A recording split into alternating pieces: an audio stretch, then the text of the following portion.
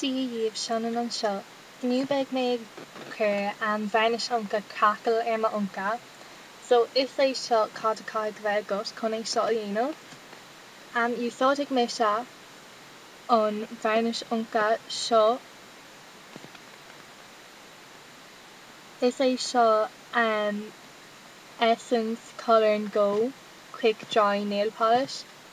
Agus is dá curca é ach is curca geal é. Agus an sin an bhainnis ionca Crackle is é seo Angelica Crackle Glaze a cheannig mé a pennies le haig €2.50 agus is dá curca é seo freisin. Ceannig mé an ceann seo I duns le haig like €1.10 nó rudaigh mar sin bhí sé an saoir fad. So tá nóid mé agus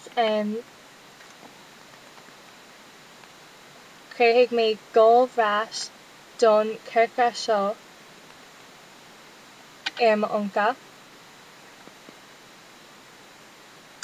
So is mar seo conas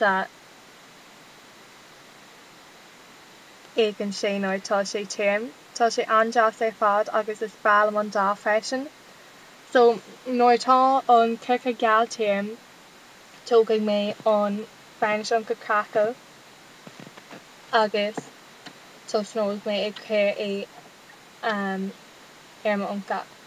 So nó chuir a lán don bhainnis seo ar do ionca just píosa beag agus brat amháin.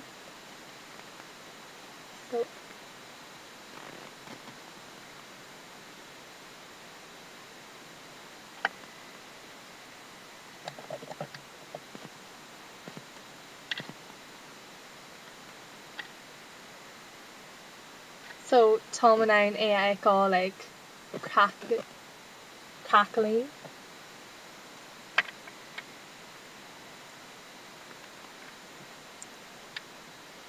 Bíonn a lán daoine timpeall háite ag caitheamh an bhainnis ionca seo sa látá going inniu ann agus tá sé an chótáinte ar fad.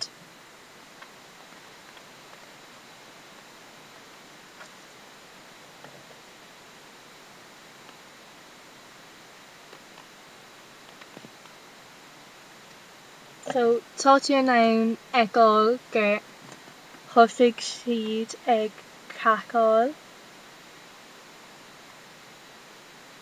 Ceapan gfuil sé andeas go háirithe conas atá curca geal agus an sin curca eile ar bhór an curca geal.